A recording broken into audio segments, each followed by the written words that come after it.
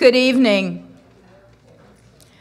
I'd like to thank everyone for coming, and I'd like to welcome you to Woodstock and to this wonderful evening in Old Chicago with Jamie O'Reilly and friends. I also want to thank Off Square Music, who's presenting this event tonight. I'm Carol Obertebessing with the Woodstock Folk Festival, and we are helping in the presentation of this, and I will be doing a short interview with Jamie before we begin tonight. Before we begin, though, the usual announcement: please turn off your cell phones. This is being recorded, and so it will interfere with that recording. Also, we request, even though there's an official recording of this, please do not do any recording for yourself. It's very distracting to the musicians. I also want to say thank you to the Woodstock Opera House and Stage Left Cafe. Please be sure over the course of the evening to support them by going in back and getting a drink and leaving a nice tip. The staff here do a wonderful job, and we really appreciate their being here. So, many of you have probably thought about family history, but I don't know how many of you. Maybe a show of hands, how many of you have done something with family history? Okay, a good number of you. That's great. I think it's a tremendous amount of fun, and it enriches our community to have those histories. And Jamie has done an extraordinary job of making her family history not only come alive, but connecting it with the history of Chicago. The show that she will be presenting tonight will focus on Chicago and on Jamie's life, and she will tell you more about that and the musicians who will accompany her during the second part of the evening. But I want to focus on her earlier life because she has a lovely local connection. Jamie O'Reilly grew up in Crystal Lake, right next door to us. So my first question to Jamie is to tell us a little bit about growing up in this area and how and when you became aware of Woodstock, and particularly its arts and music community. Thank you, Carol, and thank you all for being here. Well, we were aware of Woodstock from the time I was a little girl, and it was interesting. There was a bit of a competition between the two places, Woodstock having the Opera House and the cultural cachet that it had was always a little bit ahead of Crystal Lake at the time. And Crystal Lake had a movie theater, but the way that we spent our time when we were little is you would go to church, you would sing together, you would play miniature golf, and if you were lucky, you got a paper route. And I was number 9 of 14, and my brothers were making money at the golf course as caddies and on paper routes, and I said, why can't I do that? So the paper that I inherited in Crystal Lake was not the Crystal Lake Herald, it was the Woodstock Daily Sentinel. And I didn't have many customers, but they were very loyal. And I would bike up and down North Shore, which is the north side of the lake there, and I would deliver my papers and get my tips, and I would go on the tip day to the little local private hotel, because Crystal Lake was a place where people would come from the city on the train for the weekends, and they would swim in the Crystal Lake. And I would get myself a little bottle of soda. Well, I worked so hard, and I worked through the winter on this paper route, and so I got a call, and they told me I'd been named Paper Girl of the Month. And that was the month of May. And my award was I would get to go to Woodstock on the train and see a movie. So I chose my closest sister, and we went to Woodstock, and the movie that I saw was Krakatoa, East of Java.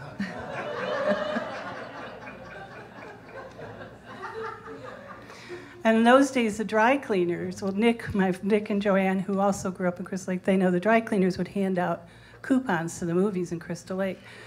Well, years went by, and we became associated with the Judith Follander School of Dance. And Judith was, and is, many of you know Judith's work here at the Opera House. She decided, based on the way I sang, that she would cast me as the narrator of her ballet called Memories of Sweden. And so I learned Swedish songs, and I sang with her ballet troupe on the Opera House stage. And then again, years later, having heard the wonderful songs of Michael Smith, she asked if he would write a version of The Gift of the Magi as an Americana ballet. And we recorded that, and she and a dancer were in the studio, and every song was a dance. Every song Michael wrote, there was a dancer dancing to it. There were foxtrots and waltzes, and it was beautiful, and that was in the early 2000s. And so we came back here, and that's how I first became connected to Stage Left, is we did our CD release at the Opera House with the ballet company of Gift of the Magi, and the after party was here. So that's Woodstock and me. Wonderful. And there's a perfect segue in there to my next question, because you did mention Michael Smith. Michael Smith received the Woodstock Folk Festival Lifetime Achievement Award, and you came that year. You actually helped us book Michael for that, and then you came and you performed with him, and you were also part of our festival in 2019 when we gave our award to another friend of yours, Ann Hills. And so we have really appreciated your being part of our Woodstock scene for most of your life. So talking about Michael Smith and Ann Hills, let's begin with Michael. Would you tell us how you got to know Michael and what influence he had on both your life and on your music? How many hours do we have? My brother Bo, who was an entrepreneur and a lover of music, used to host music at a place called Juicy John Pink's in DeKalb, Illinois. And at that time in the 70s, all the great acts like Greg Brown and Jim Post and Claudia Schmidt came through there. And he told me his favorite performer was Michael, his favorite writer was Michael, and he learned a few of his songs. And as a kid, we would sing along to the two songs that Spanky and our gang recorded of Michael.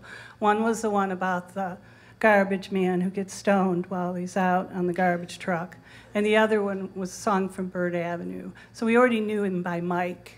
But Bo told me about him, and then we would do performances at the Old Town School as part of the early days of the flea market, which became Stuart Rosenberg's show. And then I became acquainted with him mostly through Ann Hills and Bob Gibson, because Bob asked my husband, Tom Amandus, to be Carl Sandburg in his show. And so we met the folk community that way. And I was going through a broken heart in the early 90s, and I would talk to Michael, and I would read him little bits of what it was like, what I was writing, and he would say, "Can I use that?" And so he would take these bits of writing of mine, and he'd write songs.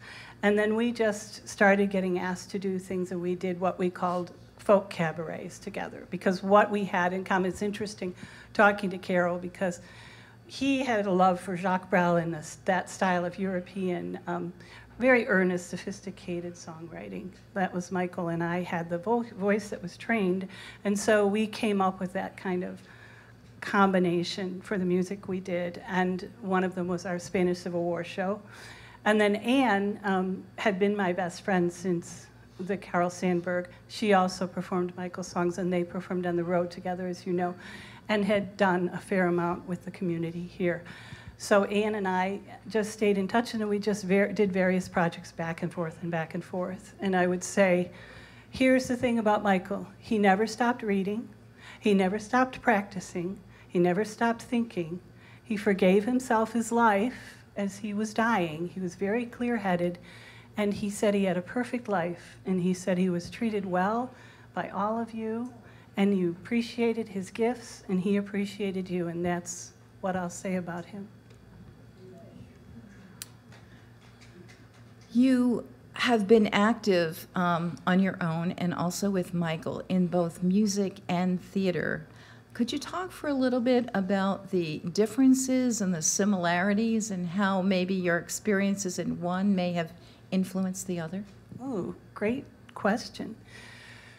Well, one of the challenges that I have is that you can either be overtrained in a folky situation or undertrained in an opera situation.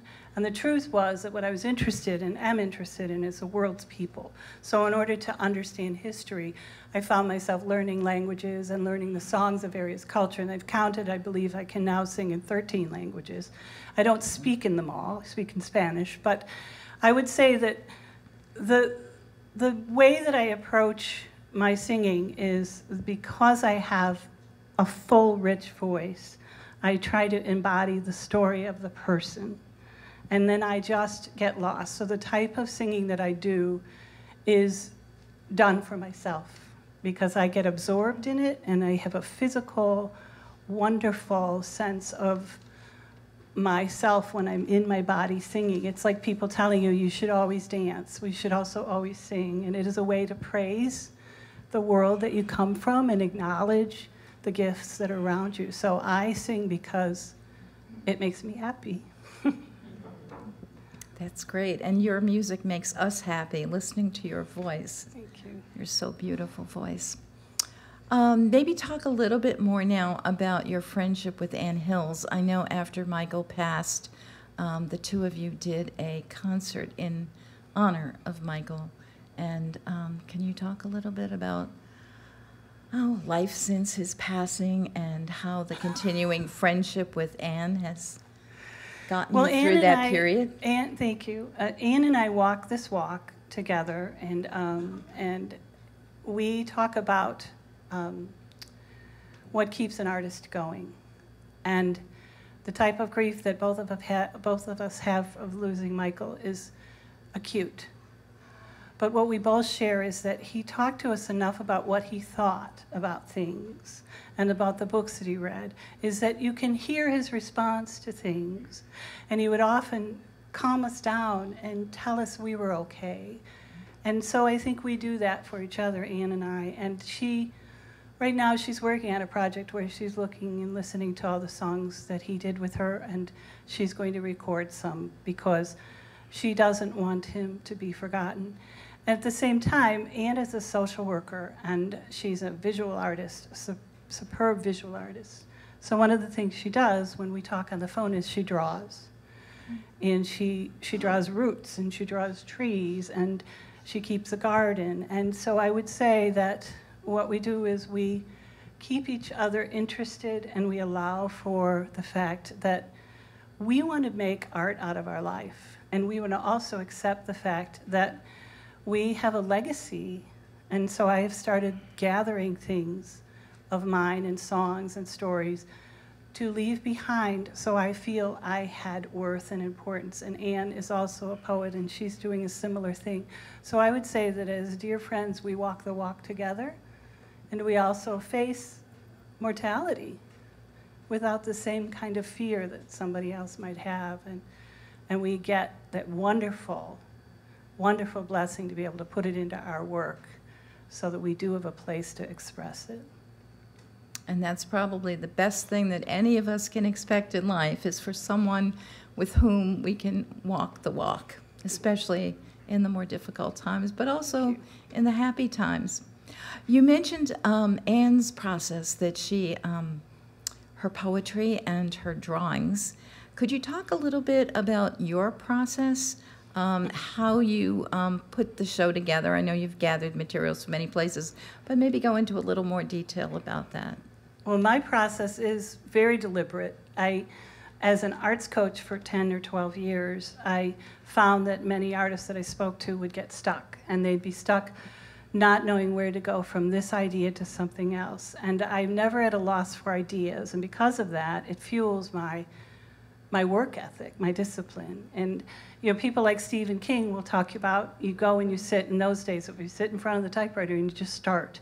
So my process is that I do a backstory and history for all the projects that I do. So I know from where I come. One can be intimidated by the academics who are writing PhDs, and I feel strongly that I have a PhD's worth of life experience in the cultural arts. So I do the whole thing. I read, I listen, I take time to think about it. I talk to other people. But I would say that the distinction about in Old Chicago that has made me very proud of this project is I thought I could do the librarian type work of sitting and gathering photos, which are now available on the internet, to fill out our family story. But what I realized was that you all have a story. And so many people were telling me what it was like to have a family member with dementia or a family member pass on and not know what they thought about the things they left behind. And so I started to think about just asking people who might have a gift, like they might be a quilter or they might embroider, and see if they had a story. And then I started to collect the photos of their relatives. And I have some outstanding photographs in Sanctuary City, which is the video Anne made with me, and the one for my Aunt Dorothy. And two of the people that contributed greatly to these photos are here today, Nick Mozak and Judy and Bob Bristol, 4 people, I should say. I have their family relatives' pictures in this video because I think it's important for Chicago and its area to recognize that we are a country of immigrants. And there have been times in history where we opened our arms to them. And these families, you see the difficulty in their faces, you see the pride they have in their native dress, and how important it was for them to go in front of that photographer so they would be remembered. And that's, I would say, one of the things I work on is I do the work that needs to be done, but I do the listening to the other people, because this isn't about my agenda. It's about hearing you and what stories you have and how I can weave them into the work that I do. Is that an okay answer? It's a perfect answer.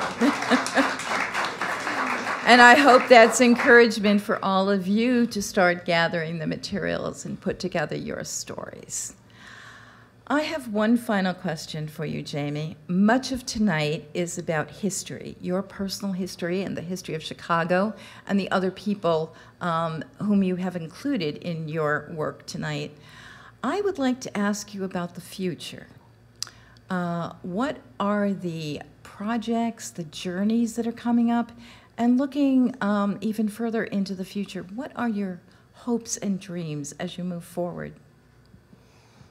Again, how many hours do we have? I would say that my hopes and dreams are to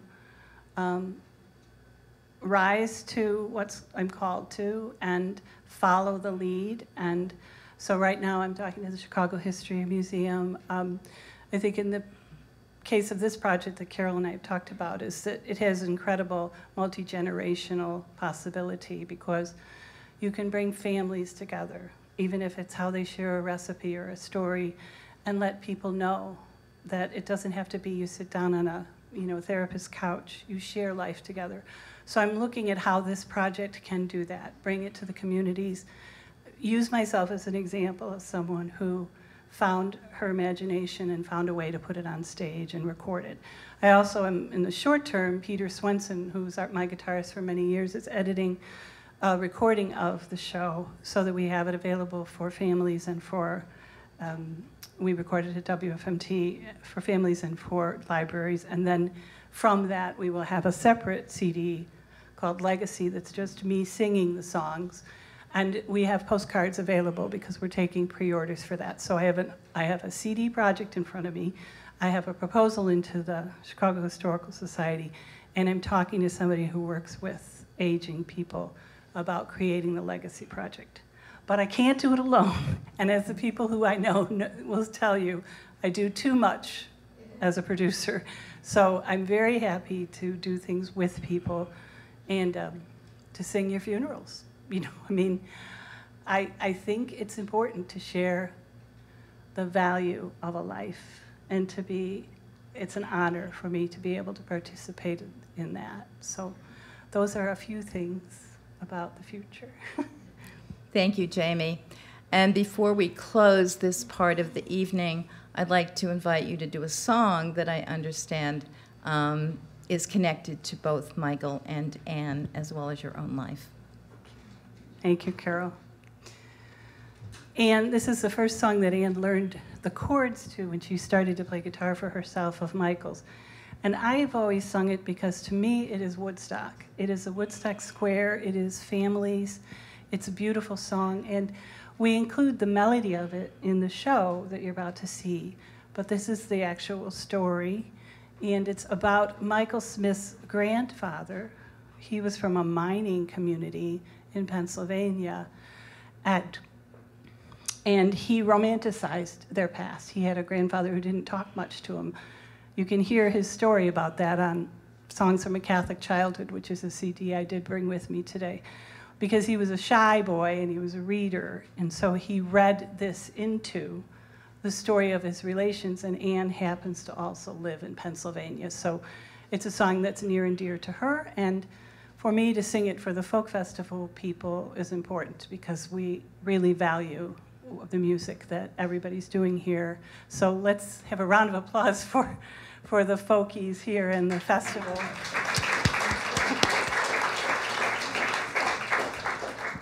This is John Erickson.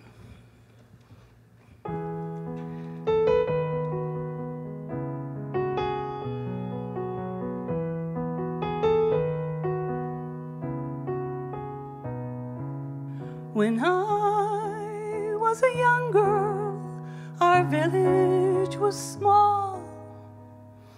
Just walk down Main Street, you'd see it all.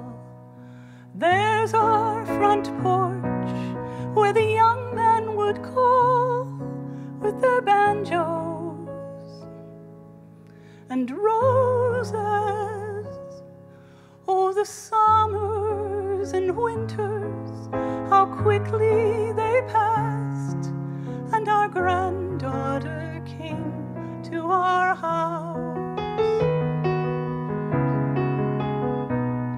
Then along came young Tom, such a handsome young man, and he courted as well as a miner's son can. And our children grew up, and to think it began with banjos and roses. Oh, the summers and winters, how quickly they passed when I lived in my grandmother's house.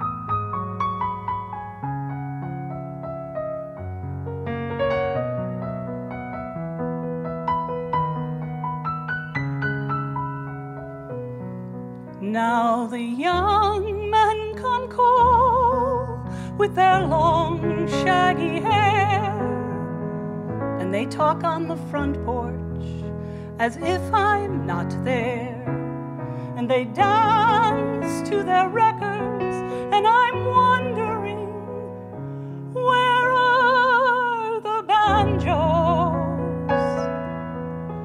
and roses?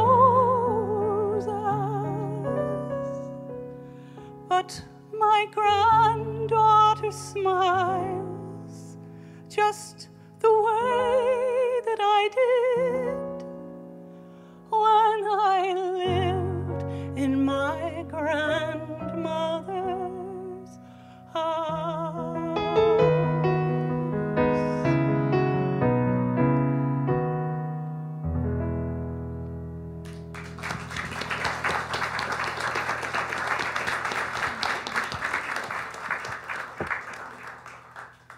Jamie, ever since I've met you, I have enjoyed talking with you, but never more than tonight. This was a delightful conversation. Thank you so much for coming to Woodstock. In your description of Michael, you used the words earnest and sophisticated, and those words apply equally to you.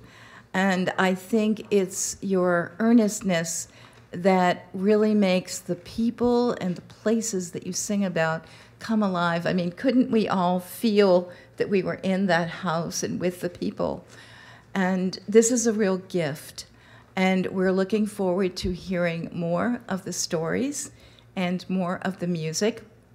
We're going to take a short break right now, and I invite everyone to go back and, as I said, support Stage Left Cafe by getting something to drink tonight and by tipping the staff here tonight. And also a very special thank you to everyone at Off Square Music, Laurel Palma, Keith Johnson, Rich Prezioso, Jeremy Simon, Andy Andrick, Kent Fishburne, I'm not sure Kent's here tonight, and everyone else who helps out with Off Square Music. You're just a dynamite group of people, and as representing our Woodstock Folk Festival, it is just always a joy to work with you, and particularly thank you tonight for bringing Jamie here. And Jamie, again, thank you so much, and I can't wait to hear the rest of your program tonight.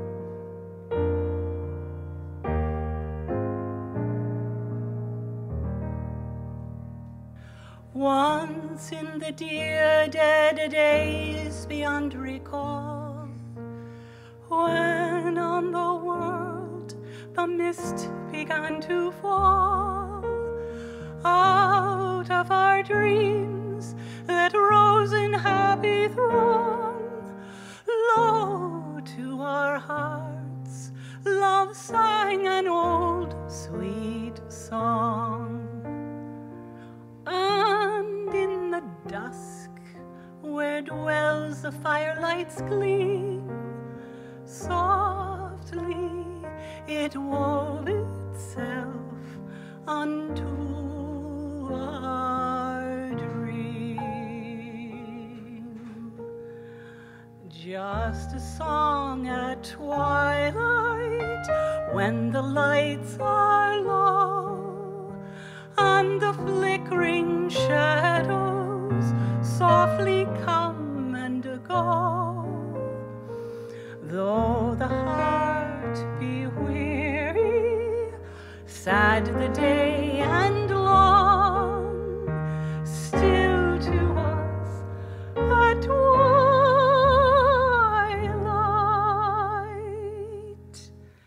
comes love's old song.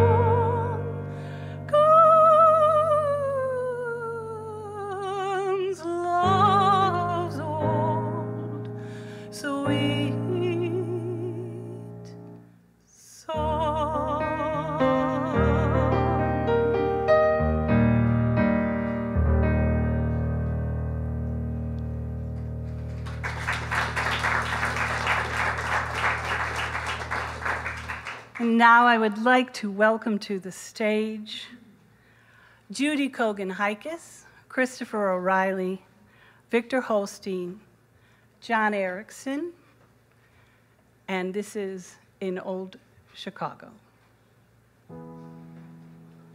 The House on Humboldt Boulevard, from the memoirs of our Aunt Dorothy O'Reilly and our great-uncle Tuck. It's the early 1900s. Every child should know the meaning of a grandmother's house, where magic and special happiness exists. The huge cottonwood tree in her yard, at the corner of Humboldt and Cortlandt Street, threw out wisps of gossamer white in the spring. It was not a pretentious house, nor was it furnished in grand style, but it was comfortable and warm with love and happiness. The south parlor led into a large kitchen dining room, which was the heart of the whole place, full of odd corners with odd people.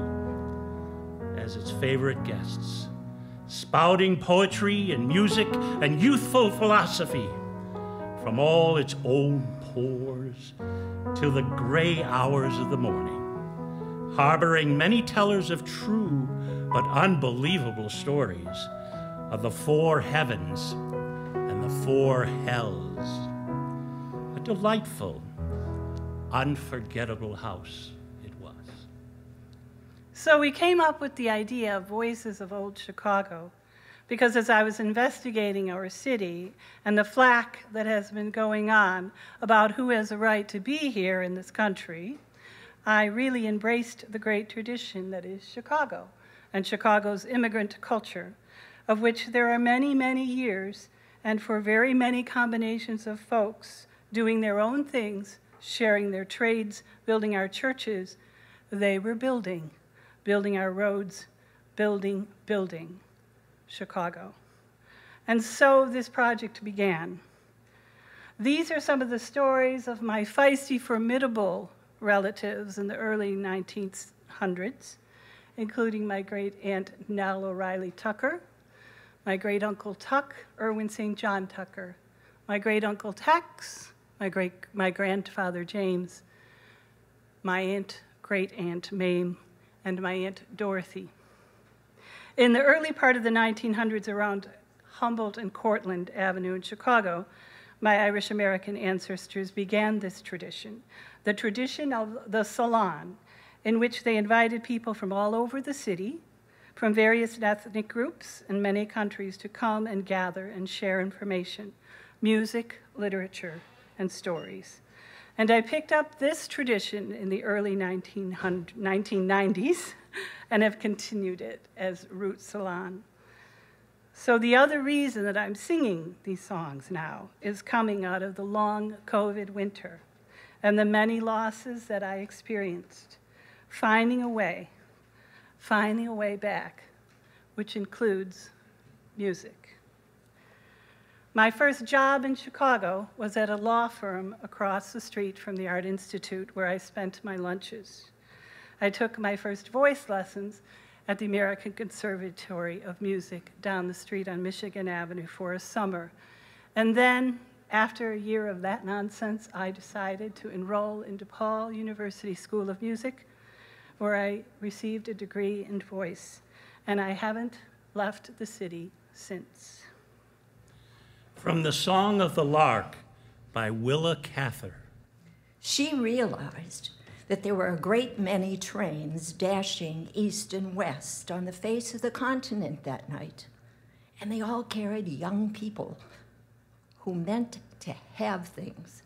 But the difference was that she was going to get them. That was all.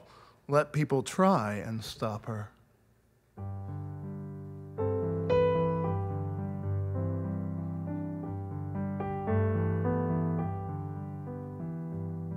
I know where I'm going, and I know who's gone with me.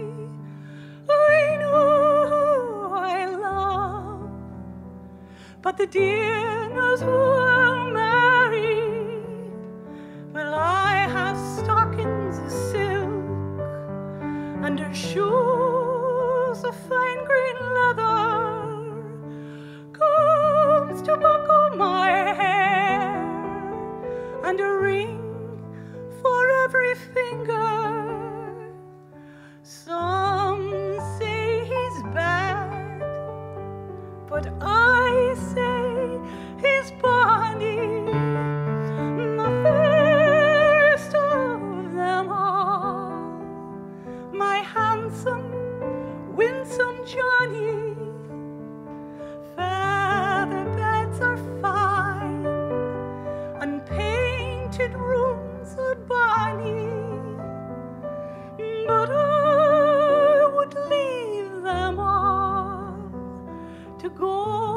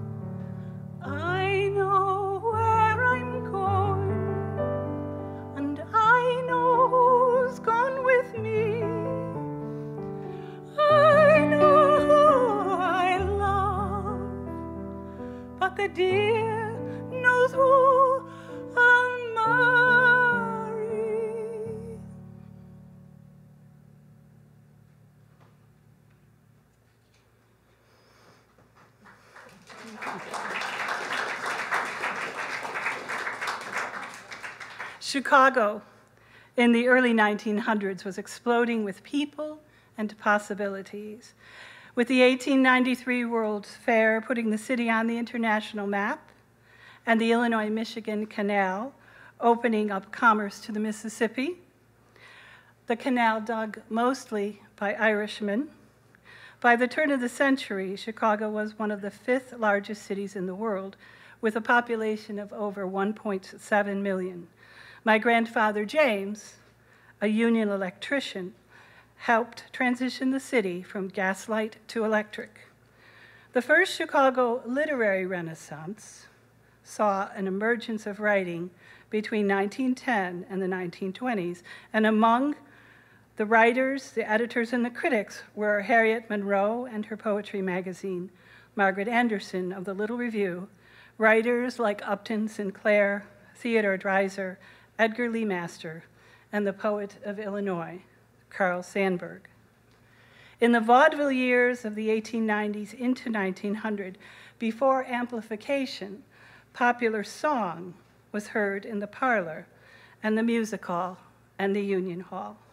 Many a Sunday night, musicians and workers would gather singing and dancing at social clubs of their home countries. Working Girls by Carl Sandburg.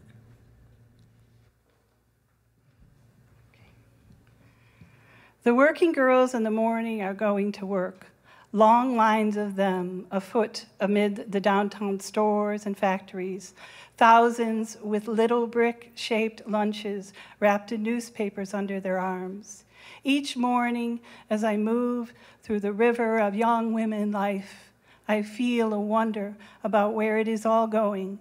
So many with the peach bloom of young years on them, and laughter of red lips and memories in their eyes of dances and the night before, and plays and walks.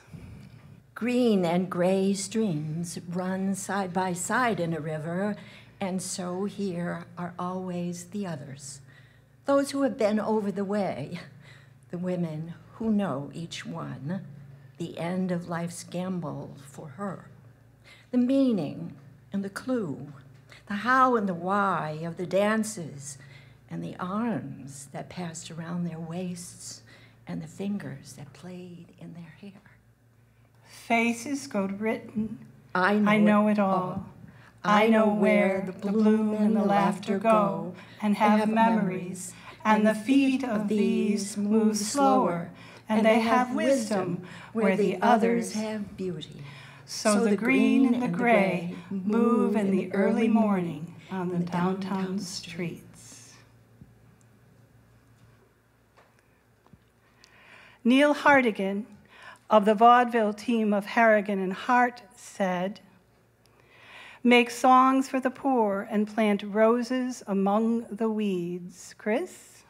The song "And the Band Played On" was first recorded by Dan Quinn in 1895.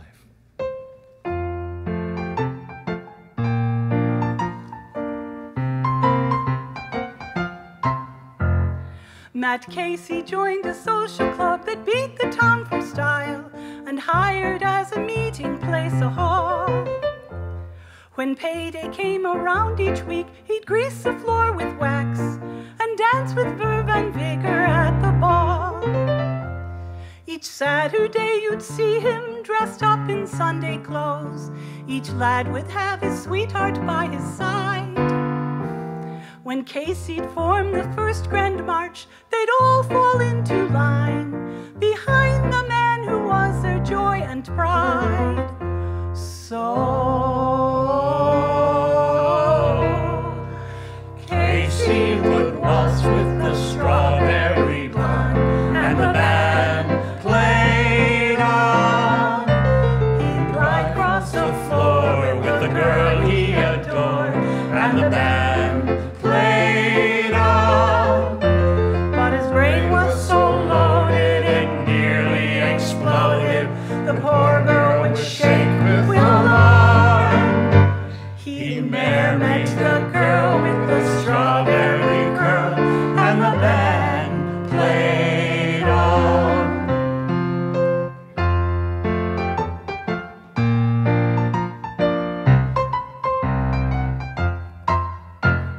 Now when the dance was over and the band played Home Sweet Home, they chose a girl that they had liked the best.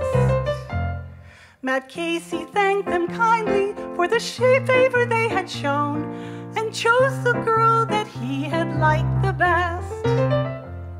Most all his friends are married that Casey used to know, and Casey too has taken him a wife. The girl he used to waltz and glide with on the ballroom floor is happy Mrs. Casey now for life. So Casey would waltz with the strawberry man, and the band played on. he'd glide across the floor with the girl he adored, and the band played on. But his brain was so loaded it nearly exploded. The poor girl would shake With alarm, he married the girl with a strawberry curl, and the band played on.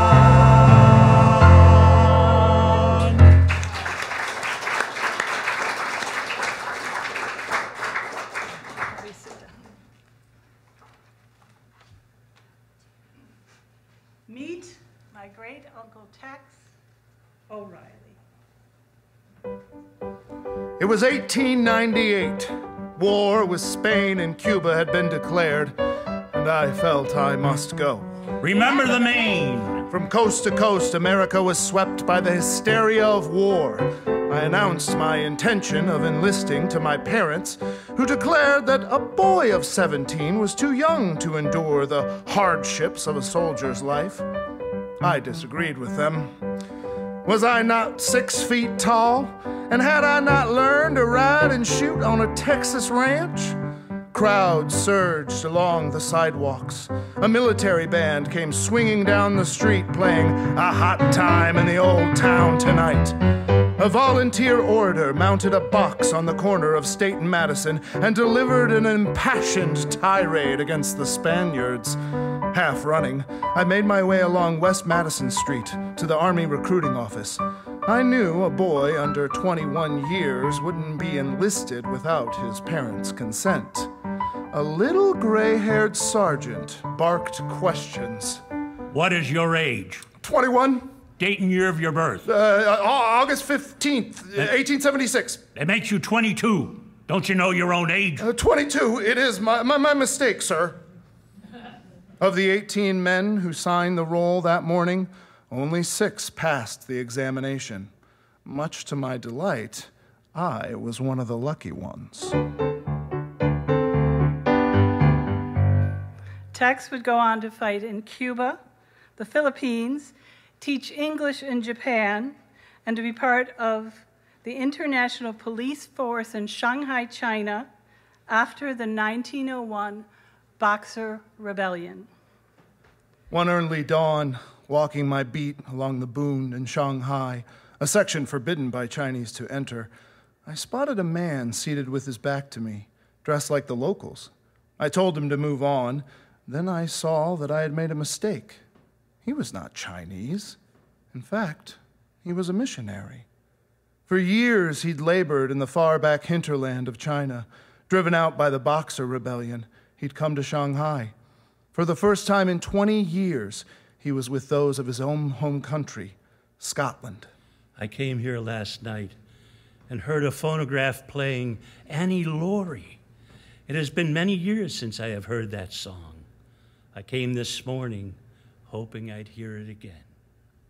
Why do you exile yourself, give up your life? Within a few yards of us was the rice jetty where daily thousands of sacks of rice were landed and carried on the backs of Chinese laborers. Tiny children ran about with weeds in their hands, fighting back the clouds of sparrows who tried to glean the rice. There are millions here fighting the sparrows for a handful of rice. Think of the great tides of suffering humanity that ebb and flow through China. Perhaps I have done a little to make it better for them. I took my new friend to a shop where phonographs were sold and asked the manager to play Annie Laurie. For an hour he sat, huddled in his chair, listening, with a 20-year look of longing in his eyes. It was a long way until payday, but I borrowed the price. Some days later, I saw him seated on an upriver boat, and on his lap was that precious phonograph with 7 records. One of them was Annie Laurie. I've met some brave men in my time, men who have died gloriously, but I consider him to be the bravest of them all.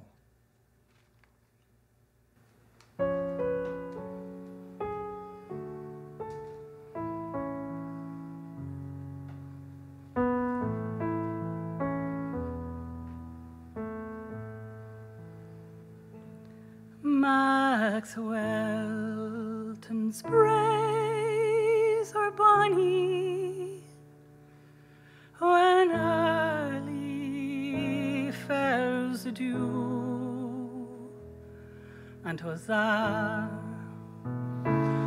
Annie Laurie give me her promise true. Give me her promise true, which ne'er forgot shall be, and for bonny Annie Laurie I'd lay me down and die. Her brow is like a snowdrift, her throat, it's like a swan, and her face, it is the fairest that e'er the sun shone on, that e'er the sun shone on dark glow is her eye, for bonny Annie Laurie I'd lay me down and die.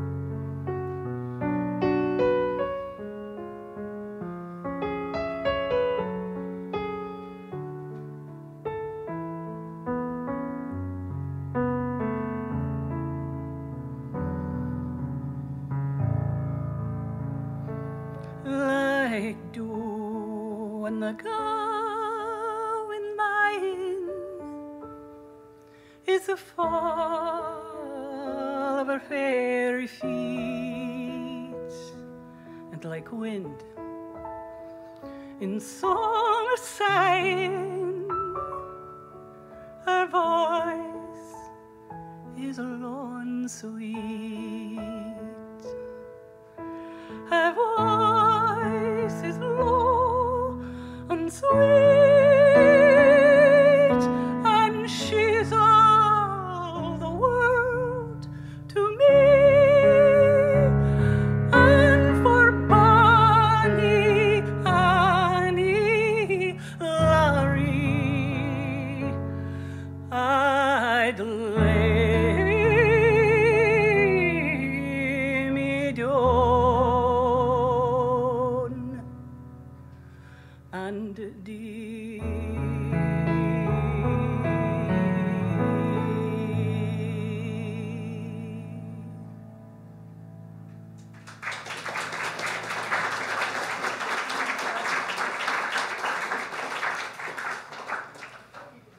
From his stint in China, Tex returned to the harbor in Nagasaki, Japan, where he had the previous year established the O'Reilly School of English. And after 5 years away, he snuck aboard a sailing vessel and headed for the States and docked in San Francisco. I received a letter from my brother James in Chicago with a money order for $50. 2 days later, I stepped from an eastbound train onto the same depot from which I had departed 5 years before. Taking stock of my finances, I found that I was possessed of the sum of 25 cents. 5 years before, I'd left Chicago with 15 cents in my pocket. I journeyed around the world and earned 10 cents on the trip. He lost no time in taking a car to his mother's home in Humboldt Park. He found her sitting in the window, looking for her wandering son. That day was one of the happiest of my life. It seemed as if the people at home would never tire of listening to the tales of my travels. Life holds many wonderful experiences, hours that are well worth the months of hardship they cost, but nothing can equal the joy of homecoming. Many changes had taken place since Tex went away. His eldest sister, Mame, was teaching school. His brother, James, was married, and there were 2 little tots in his home who called him Uncle. His baby sister and childhood playmate, Nell, was now a young lady proudly exhibiting a high school diploma. It was like the return of Rip Van Winkle.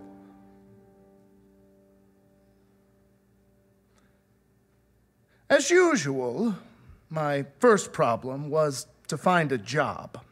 Fortune was with me. I was assigned to detective headquarters as night police reporter. I did not bloom into a star reporter overnight. I lost several perfectly good jobs before I mastered the rudiments of my profession.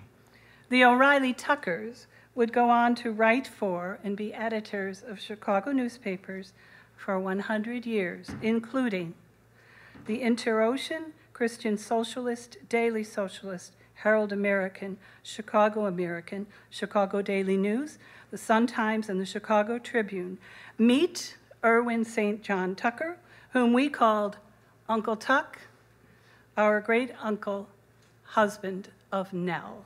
I went to Chicago, pawning my overcoat for expenses. After some weeks of tramping the streets looking for a job, I landed as a copy reader on the old Inter-Ocean.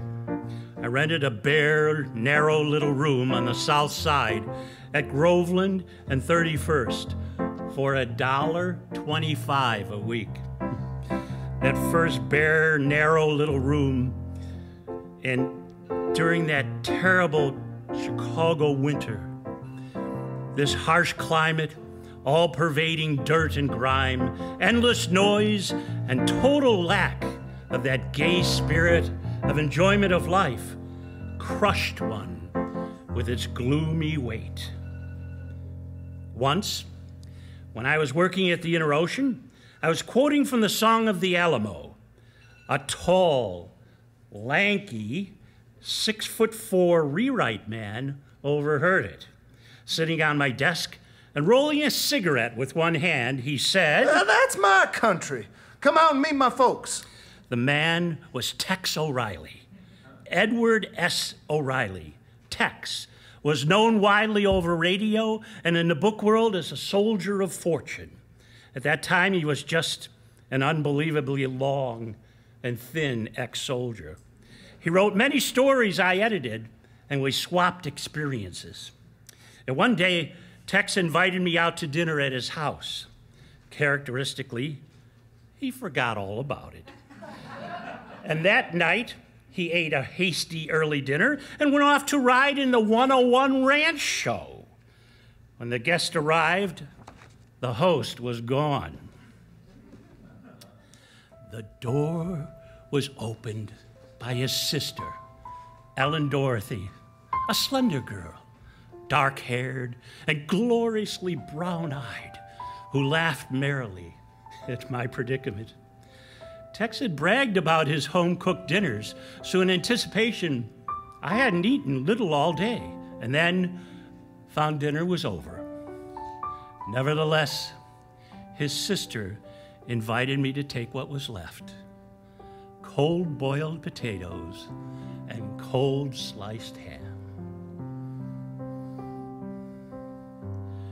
When first I saw the love light in your eye, I thought the world held naught but joy for me. And even though we drifted far apart, I never dream but when I dream of thee. I love you as I never loved before, since first I saw you on the village green. Come to me ere my dream of love is o'er. I loved you as I loved you when you were sweet, when you were sweet.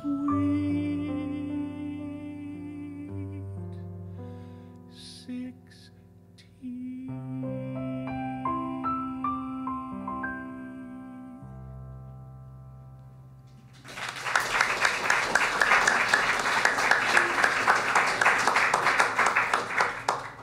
I came back 8 years later. The dark-eyed girl was still there. She was an artist, an illustrator of children's books, a dancer in the Chicago Opera. On the train back to Chicago, I scribbled a ballad on the back of envelopes as the train jerked and jolted through the dust.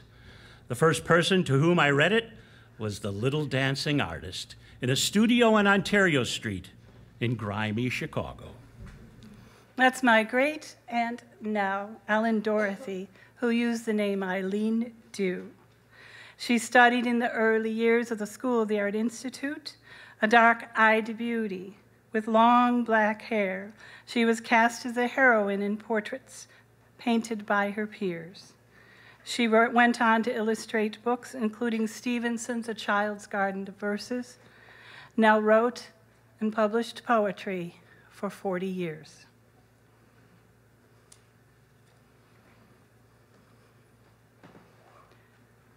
Painters, a poem by Muriel Rukeyser. In the cave, with a long ago flare, a woman stands, her arms up. Red twig, black twig, brown twig. A wall of leaping darkness over her. The men are out hunting in the early light, but here in this flicker, 1 or 2 men painting, and a woman among them. Giving living animals growth on the stone walls, their pelts, their eyes, their sex, their hearts, and the cave painters touch them with life. Red, brown, black, a woman among them, painting.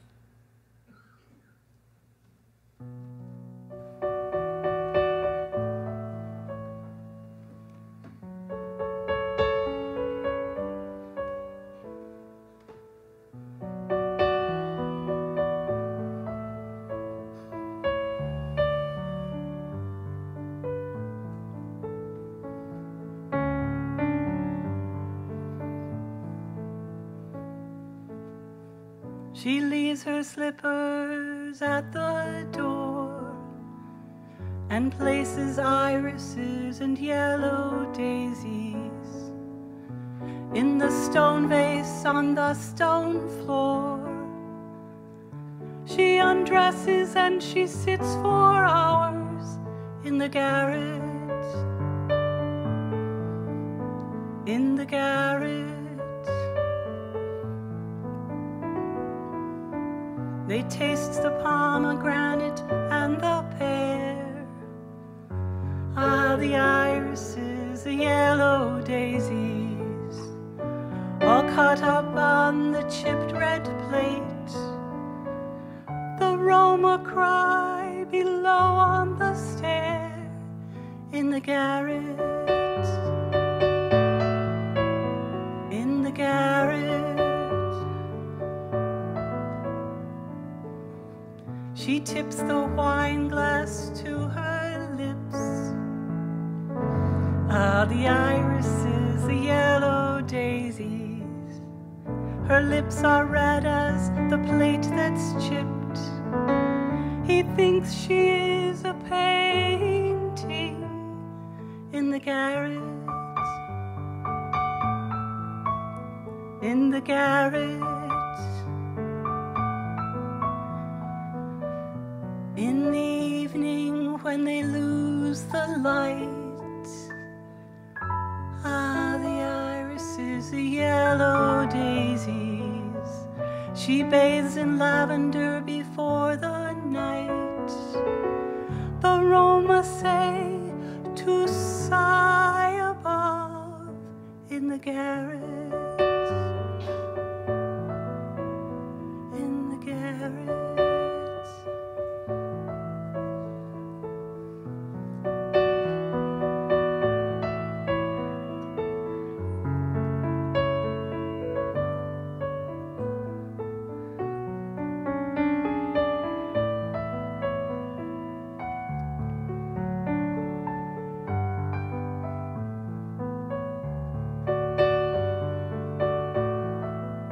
This is your part.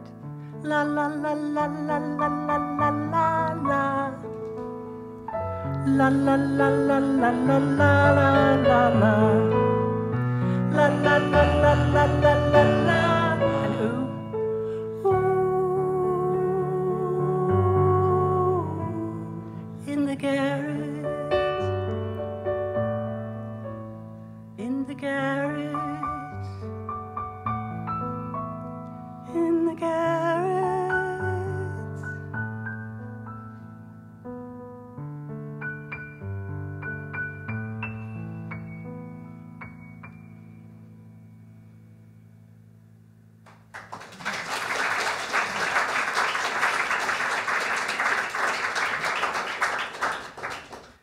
Nell knew more than I about the industrial struggle. Her father had been a stonecutter, her sister an official of the Chicago Federation of Labor, another brother an officer in the Electricians Union. And she was quite a poet. As other girls would have invited friends to parties, dances, and evenings at the theater, I invited him to mass meetings on behalf of strikers from Tsarist Russia. Being Irish, I learned revolutions take a long time, and that horrors always come from wars, especially industrial ones. Joliet, a poem by Nell O'Reilly Tucker. A child came fresh from the prairies, where the clean-faced sun comes leaping over the mesas, drawing a veil of mystery over the sagebrush, and gilding the horns of the cattle, came to live for a while in a mill town. This was the town. First were the flats, where all was ugly and dismal, except to the south, where business streets seethed and glittered. Far to the north towered the prison, trying to smile in its front yard with a brave show of scarlet and green. But at the back, settling down to the railroad and ashes, a labyrinth, squint-eyed and forbidding. Then came the mills, and the hives of the workers. The river and tracks crawled by them, and the poor, choked canal, all slimy and dark with secrets and odors. Over that was the bluff, where green things dared to grow, and children could play I Spy in the bushes.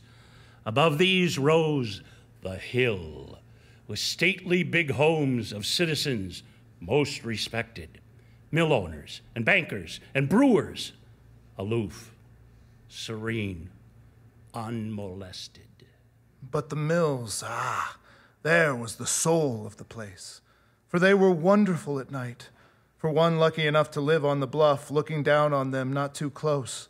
100 great throats uttering flame. Smoke rolled and twisted in fantastic figures, leaping sparks challenging the stars. And I, the child, looked and exulted until the time when I saw them by daylight. And something died within me, or something was born. Perhaps it is much the same. I had joined some kind of Christmas club for children, and we worked with the Ladies' Aid. Oh, I blush when I think of how we went about it. The ladies gave us some names of worthy poor, and we went on Christmas Eve, 4 little girls driving a safe old horse. In a carriage loaded with clothing and goodies. But the mill folks, worthy or not, must have been hungry, for they mobbed us and tried to take our cargo. We were frightened a little, yes, but these foreigners mustn't see it. The old horse managed to get us away, and our goods were rightly delivered. I know there was one child who took away more than she brought, for she carried away a picture that burned in deeply. Christmas Eve in the mill district.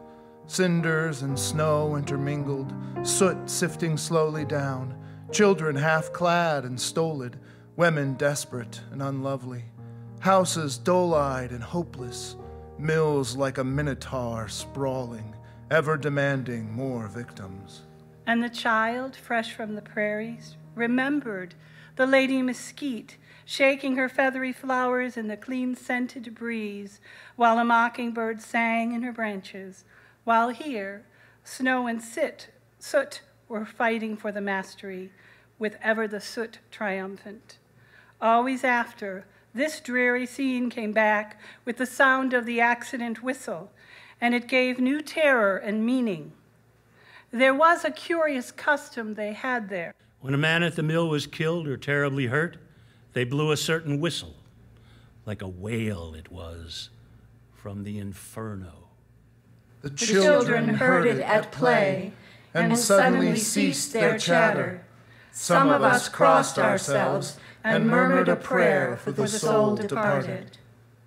Long ago, they quit blowing that whistle because it hurt the morale of the workers. But the deaths never ceased. Blood still goes into the steel, hope and youth into the ashes. Souls pour out of the smokestacks, writhing and reaching and fading. And the poor, with their terrible patience, shall they crouch down forever in cinders, bearing and waiting forever? No! By God and the stars, and the green things and beauty denied them, they shall take up the shriek of the whistle of death that was throttled. And that cry will come up from the mills, many-throated, shouting in flames. Death scream of every victim minted into the prophets. Moan of every youth broken and crushed in the output. Sigh of every woman robbed of love and beauty. Sob of every child cheated of laughter and joy. The awful sound of all of these, blending together, shall pour through the throats of the mills and startle the world into hearing. Nell and I married on the 4th of July. And while we were on our honeymoon, 7,000 feet up in the Rocky Mountains, Austria declared war on Serbia, and the First World War was on.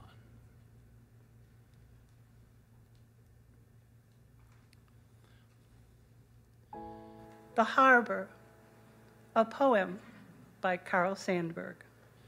Passing through huddled and ugly walls, by doorways where women haggard looked from their hunger-deep eyes, haunted with shadows of hunger hands.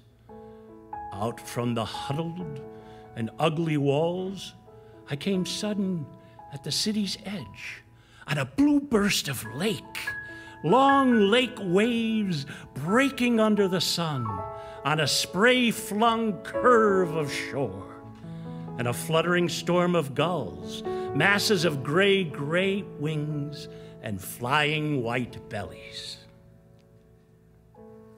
Give me, you're tired, you're poor, your huddled masses yearning to breathe free, the wretched refuse of your teeming shores.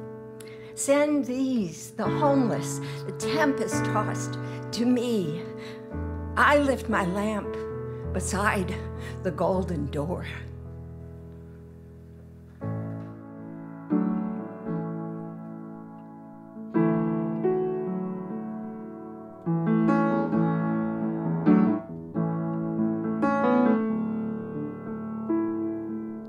You are my city, my sanctuary.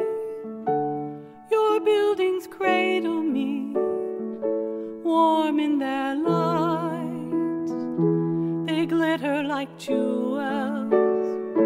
I rest in their mystery.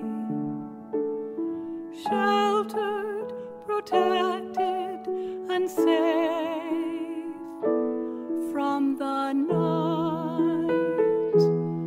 You are my city, my sanctuary. Your people walk with me, sure of their way. They do not fear strangers. I share in their destiny. Sheltered, protected, and safe in the day. You are my city, my sanctuary. You sing of the struggles, the victory and strife, with marches for justice. I give you your harmony. Sheltered, protected, and safe in this life. Green open spaces lie soft on your belly. Waters spring forth from your fountains like milk, a mother to many. Your arms never tire. The wind is your song and cocoons me like silk. So now I will join you, my voice deep with longing. I was an orphan, a village of one, safe in your harbor. My heart is split open, wide as the water, bright as the sun. You are my city, my sanctuary. I crossed over deserts of danger and sand, and oceans of sorrow. I leave them to history. Sheltered, protected, and safe in this land.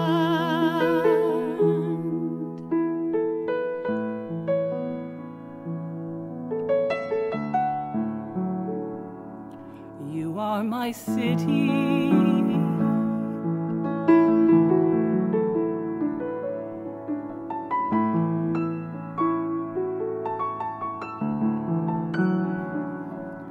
You are my city.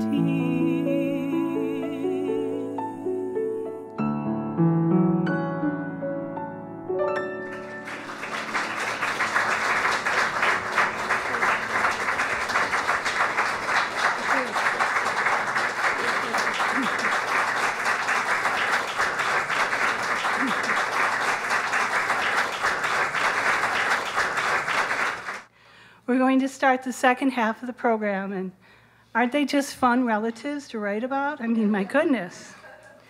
In our audience tonight, I have my nieces, Kimberly and Katrina, and my sister Henriette, and her husband Don, who still live in Crystal Lake, and all of you. So we're going to begin with this really witty song that Michael Smith wrote for The Gift of the Magi that contrasts the male and the female in his mind of in the story of The Gift of the Magi, the matter-of-fact, punctual man watching his time and the young woman who was dreamy and romantic. And we're going to feature Victor Holstein and myself on this. Victor.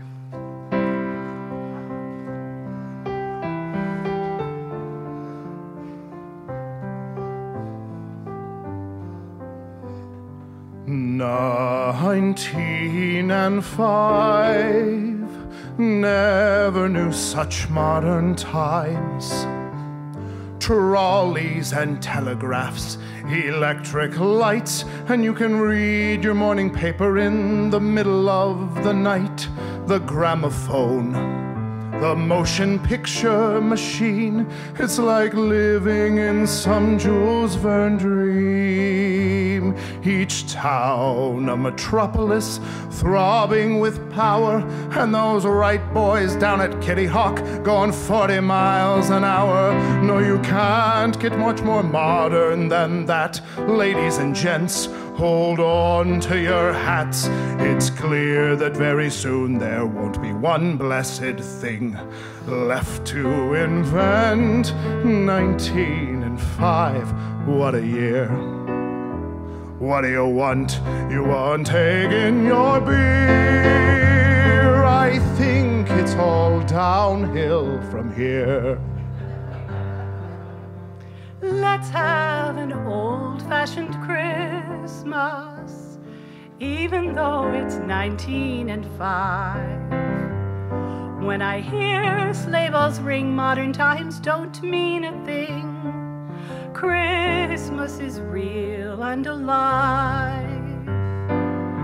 We need an old-fashioned Christmas.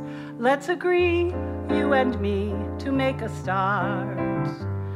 For Christmas is like a snowflower, and the garden where it blooms is your heart. Even though we're hurtling through the 20th century, let's go walking through the snow like lovers did so long ago, and let's have an old-fashioned Christmas. Some things of the past should survive, and I'd love an old-fashioned Christmas, even though it's 19 and 5, even though it's 19 and 5.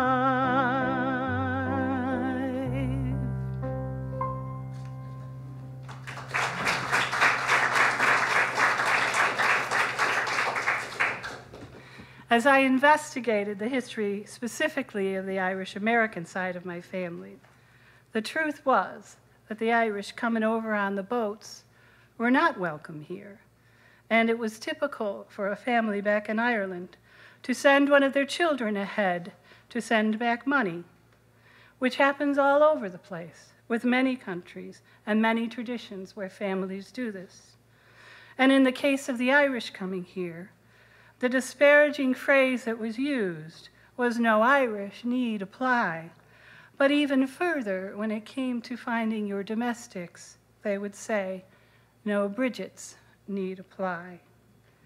This is a famous song by Charles Kickham about a true story about a girl who tried to cross the ocean on a ship and bring money and gifts back to her family, but she didn't make it. And in the tradition that you may know from the Civil War, when people carried a bit of hair in the locket, that was for a loved one who had gone away.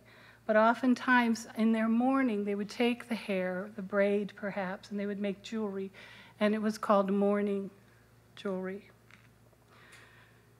And this song is called She Lived Beside the Anner, and the Anner is a river in Ireland. And John is going to give me my starting note because I'm singing it a cappella.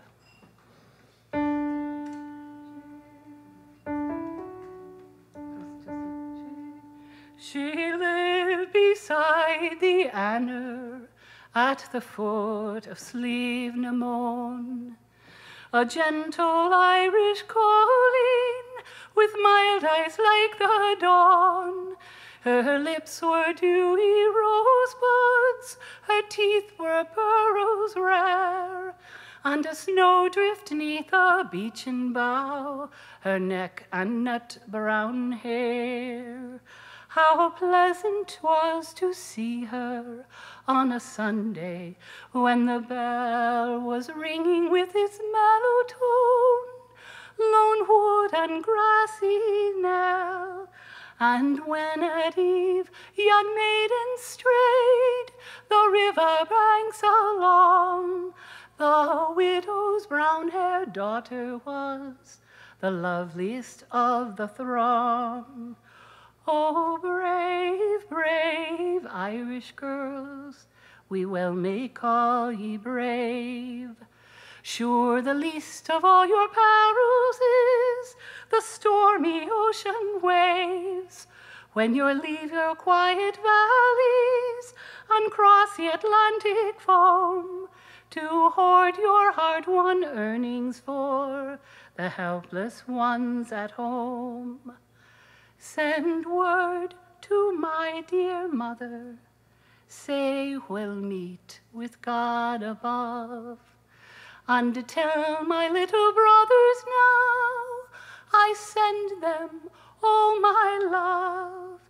May angels ever guide them, is their dying sister's prayer, and folded in the letter was a braid of nut brown hair. Oh, cold and well-nigh callous this weary heart has grown, for thy helpless fate, dear Ireland, and for sorrows of my own. Yet a tear my eye will moisten, when by the Anna side I pray, for the lily of the mountain foot that withered far away.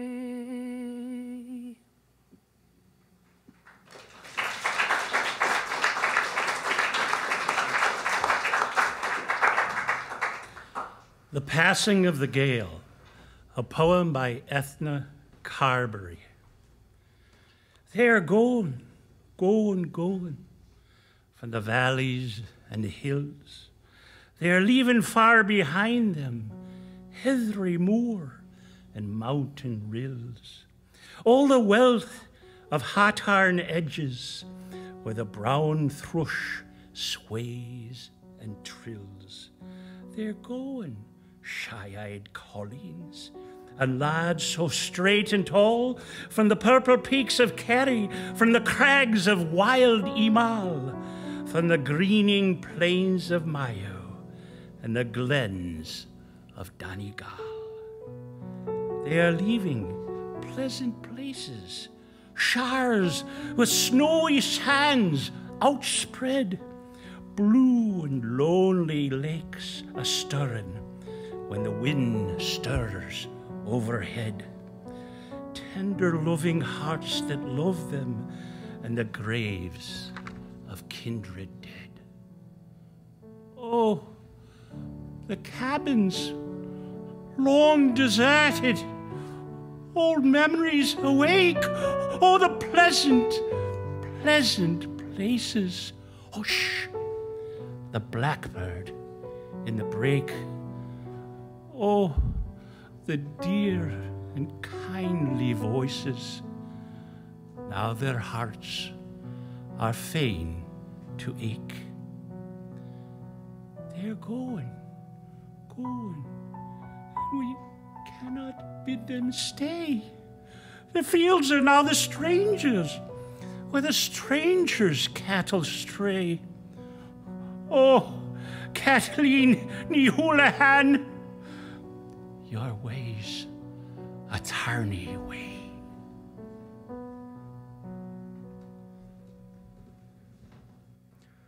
Dorothy Ellen O'Reilly was born in 1900, one of the two little ones Tex came home to in our first act.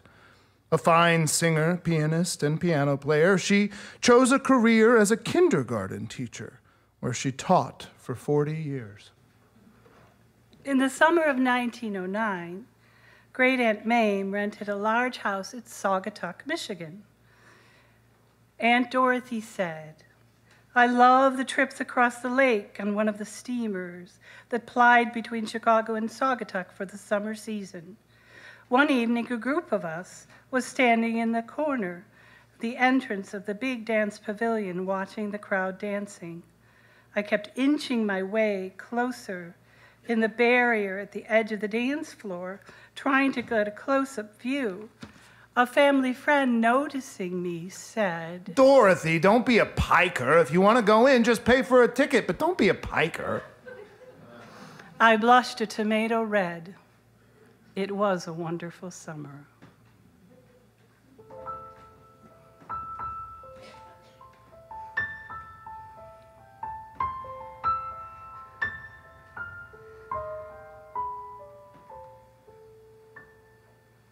Poor little Cinderella, what's she gonna do? She's got the glass slipper blues of 1922. She's in the lost generation, but she doesn't mind, 'cause when the band begins to play, she leaves it all behind. Listening to the wireless on a Saturday night, she's just waiting for someone to love. And I thought I heard her singing to the radio light, like she was singing to the moon above.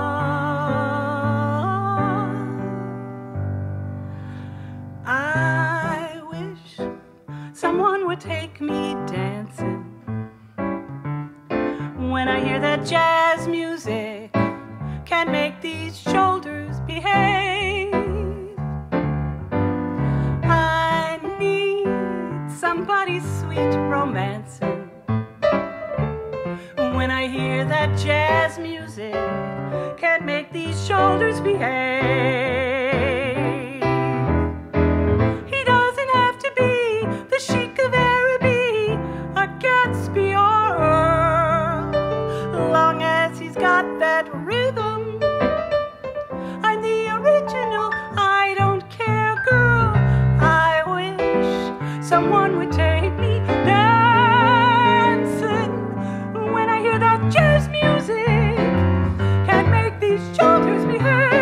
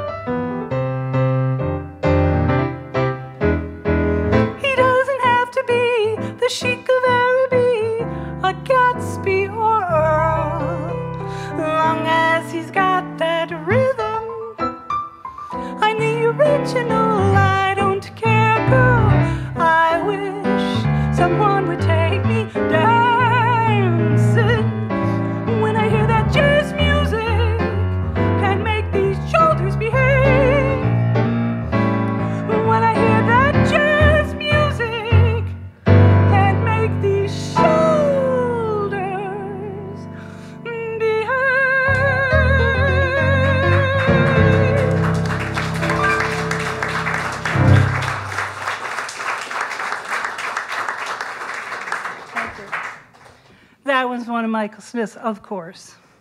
So delightful. He said he based it on Great Gatsby. In Old Chicago features stories of our Irish heritage, but talent in the visual arts came to us from the German side as well. At the turn of the last century, the largest ethnic group in Chicago was of German origin. Jamie's great-great-grandfather, Michael Giebel, immigrated to the States in the early 1900s with the promise of a job in Chicago. He'd been a royal baker in Karlsruhe, Germany. There was no job when he arrived. Such was the plight of many new immigrants. We never knew either of our grandmothers, nor our Irish grandfather, but I did know and love my German grandfather, Otto Wilhelm Giebel, son of Michael the baker. He was Papa Giebel to me as a young boy. A fire adjuster by day and a truly fine artist, skilled at portraits, landscapes, and still lifes. His preferred mediums were colored pencil and charcoal. A quiet, sensitive man. He faced discrimination during 2 world wars. Though we've always treasured his work, he remained an undiscovered artist until a recent retrospective of his work, curated by our mother Winifred, bringing long overdue attention to his art.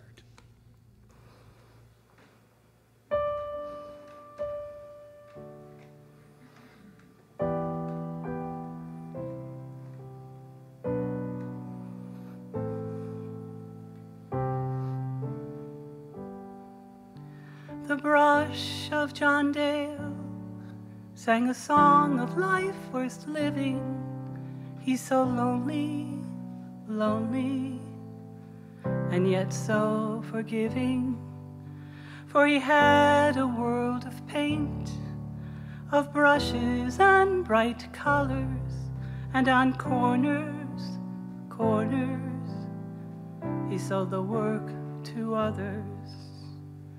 Then one day she did appear, captured in his eye, like an answer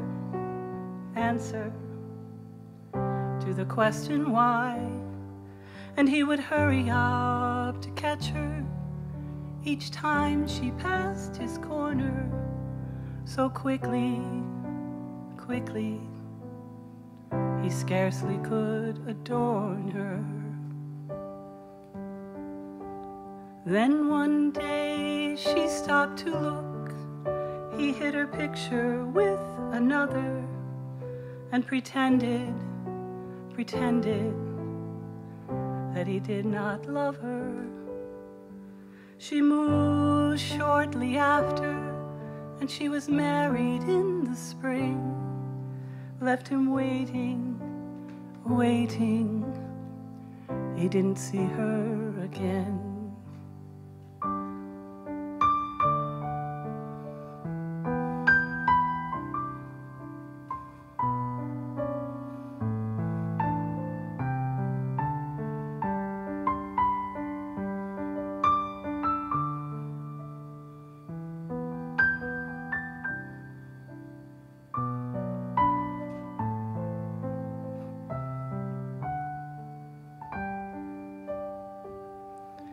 She grew older, she had children. She complained that life was stale, cursed the waste and cursed the boredom, not remembering John Dale, who had painted her a smile she never wore in life, made her beautiful, beautiful. And he called this work my wife.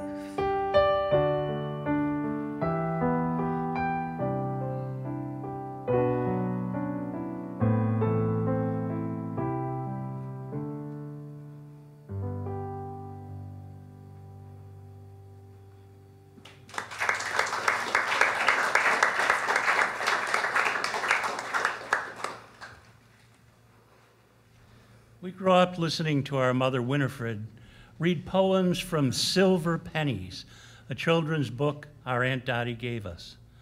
Among the poems was Ruth Comfort Mitchell's Vinegar Man.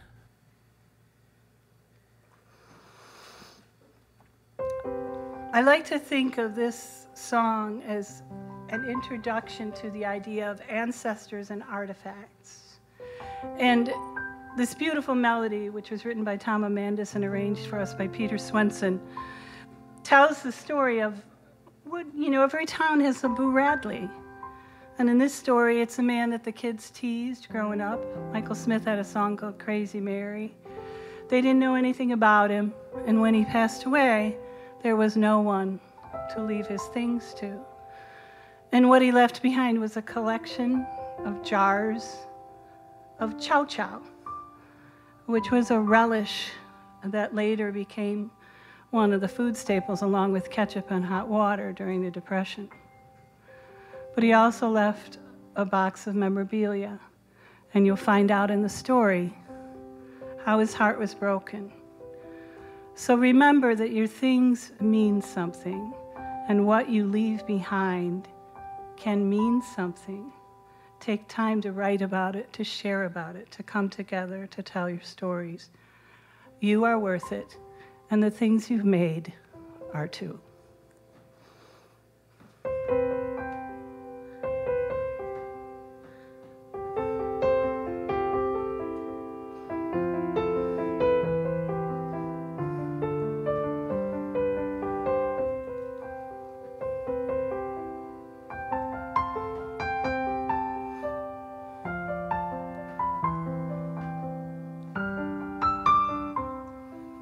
The crazy old vinegar man is dead. He never had missed a day before. Somebody went to his tumble-down shed by the haunted house and forced the door. And there in the middle of his pungent pans, the murky mess of his mixing place, deep sticky spiders and empty cans, and the same old frown on his sour old face. Vinegar, vinegar, vinegar man, face us and chase us, catch if you can. Pepper for a tongue, pickle for a nose.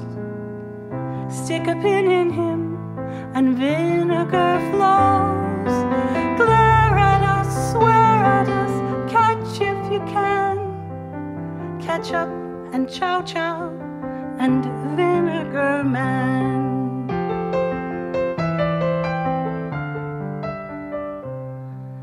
Nothing but recipes and worthless junk, greasy old ledgers of paid and due.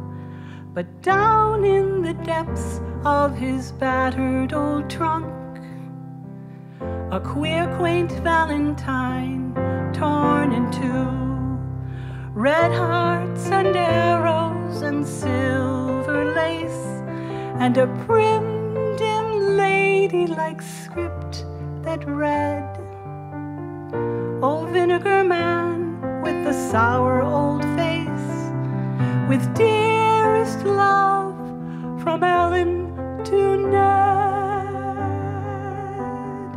Steal us, peel us, drown us in wine." He pickled his heart in a valentine. Vinegar for blood, pepper for his tongue. Stick a pin in him, and once he was young. Glare at us, swear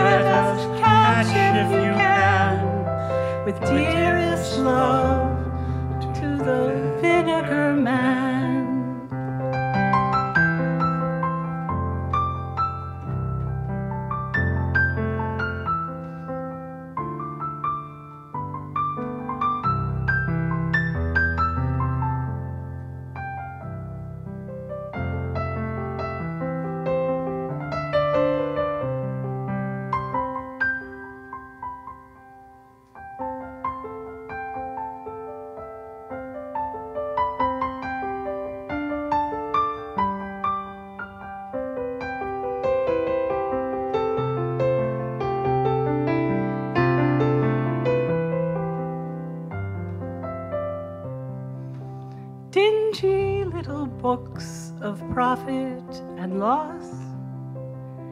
He died about Saturday, so they say, and a queer, quaint valentine torn across. Torn, but it never was thrown away.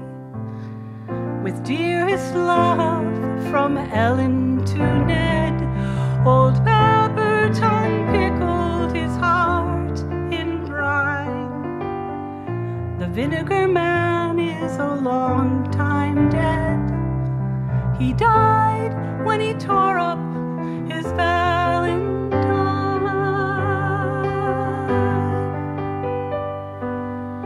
Vinegar, vinegar, vinegar man, face us and chase us and catch if you can. Pepper for a tongue, pickle for a nose, stick a pin in him and vinegar flows. Glare at us, swear at us, catch if you can. Ketchup and chow chow and vinegar man. Ketchup and chow chow and vinegar man.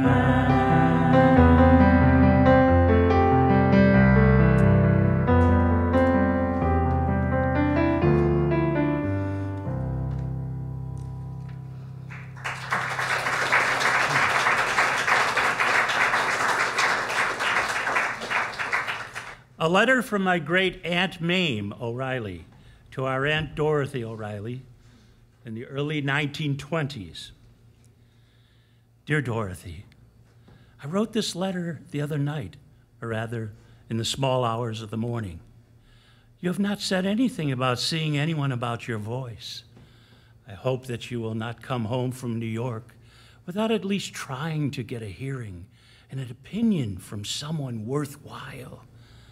I don't mean for this letter to urge you against your own wishes, but I'm afraid that if you don't go on to something of the larger life possible to you, you will be like some of the rest of us who have seen Tir Nan Og, the land of youth. The old world always looks gray after that vision. I'm going to send you one last appeal, that you do not let the chance go by. Whatever you do, here's heart's best love to my little girl, Aunt Mame. Dorothy, dear, I seem to stand at the crossroads where I can look far and forward. If you knew what I see, you would realize how I feel. There's just a story, a fragmentary picture here and there, which shows what can happen to a family time after time as the generations come and pass. Let us go back to this picture. It's twilight in the village of Tralee, not far from Killarney, in the early 40s, 1840s, that is.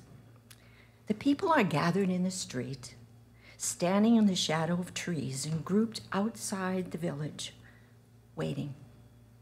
Hush! Mary Healy is going to sing. Mary Healy was your great-grandmother. She had one of the early pianos, a clavichord, I believe it was. She had a musical education and the voice. Her father, Daniel Healy, wrote music like you would write a letter. He had a wonderful voice, low and high, a double voice. He brought his family to America when wife Mary was 19 years of age. They settled in Essex County, New York. He supervised the building of the Welland Canal, the waterway between the U.S. and Canada, and built many large buildings, including churches. One day, he was at work cutting stone in Toronto. A friend told him he must sing for a great singer who was in town. He went to the church early with the stone dust on his coat.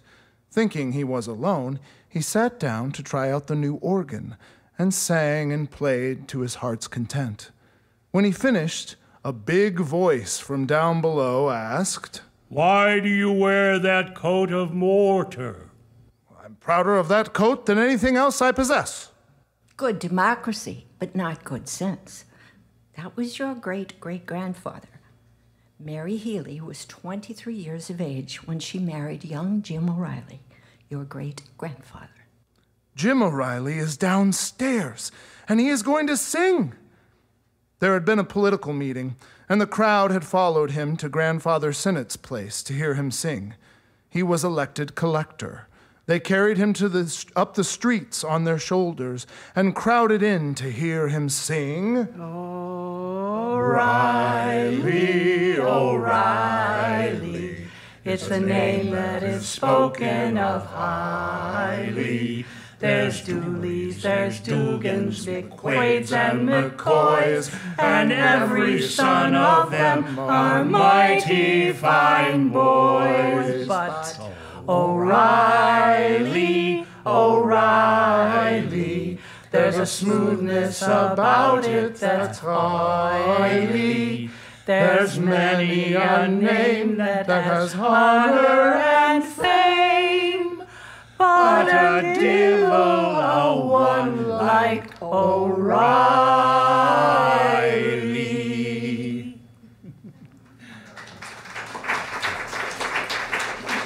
No wonder she loved him. He too had a voice.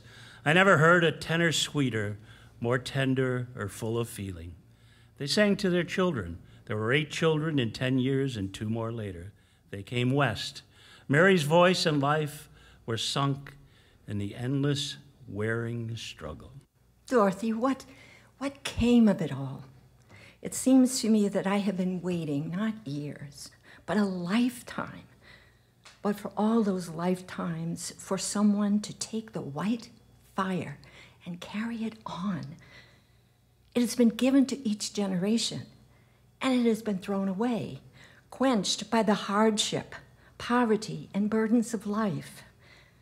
When I speak of the white fire, I mean more than music. I mean the creative faculty, the spirit. I don't know why it is that something catches us, every one of us, and throws us back. Life swamps and rolls over us. But the next generation, Dorothy, that is you.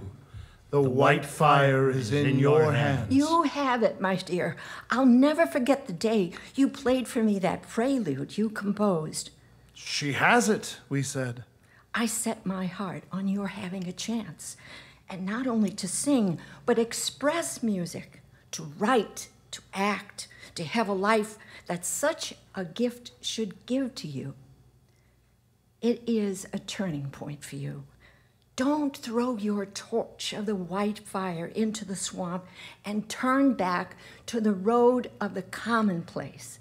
If you do, I shall feel as I felt the morning after Peirce and Connolly were captured in 1916. Well, I thought, it's all over for a generation. I can look farther back than forward. I will not be here to see the generations throw that gift away.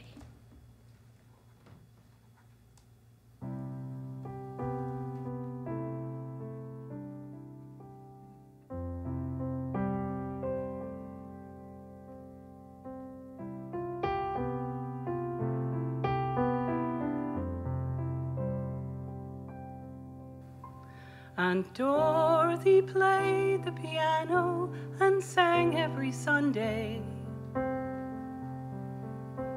The large oaken doors to the parlor rolled open, for family and friends come to see how young Dottie had grown. She sang first the leader of Schubert, a study in drama, precision and lightness. Then trembling she swept through a passionate prelude. When asked the composer she blushed and said that was my own. Then she sang them the Carey dances with a ring of a piper's tune. Soon the voice of her father would join in the song. Her her aunts and her uncles would all sing along, assured that the fire of their music might strong. For young Dorothy embodied a dream that their own might at last win esteem.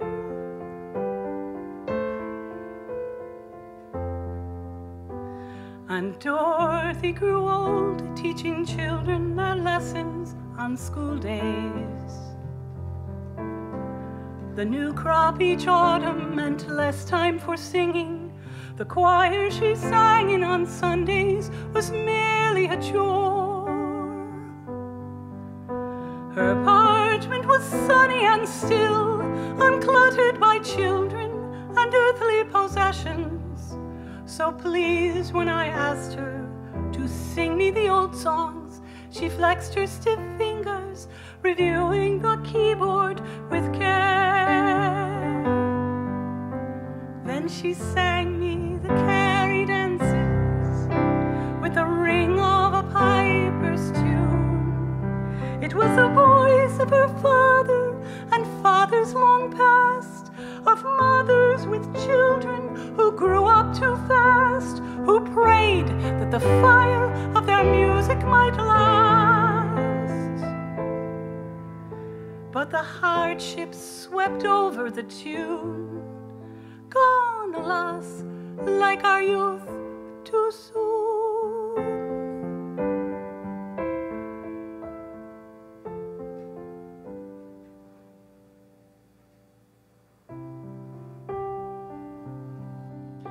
Aunt Dottie's letter to Jamie, May of 1984.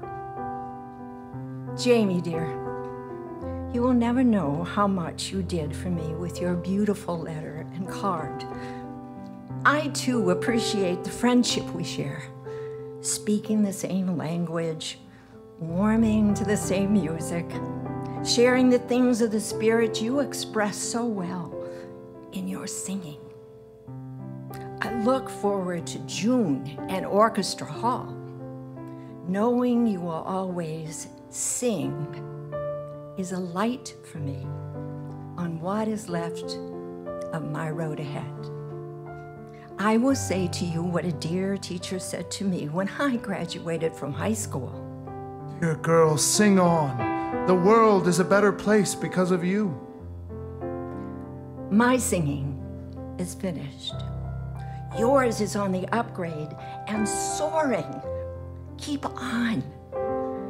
Remember, I love you dearly, and thank you, Aunt Dot. And Dorothy has visiting hours from noon every Sunday. The flowers at her bedside, exploding with color, reveal how the brilliance has faded from Dorothy's smile. She summons the strength to keep up conversation while breathing and memory fail her. We talk for a moment of family and children. She takes my hand gently and asks that we rest for a while. And so I sing her the carry dances.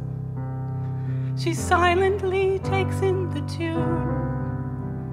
Could she believe that the fire of her music was lost? That life came along and exacted a cost so high that her dreams and ambitions were tossed? Or does she see all life is a song that none of us sing very long?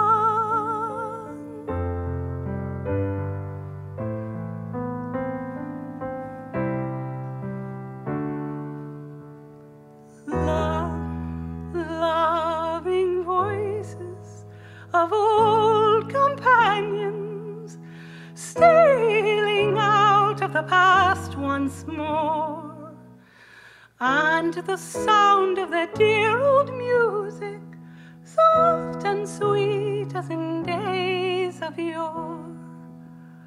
Oh, the days of the carry dancing, oh, the ring of the piper's tune. Oh, for one of those hours of gladness, gone alas like our youth too soon. Oh, the days of the carry dancing, oh, the ring of the piper's tune. Oh, for one of those hours of gladness, gone alas like our youth too soon.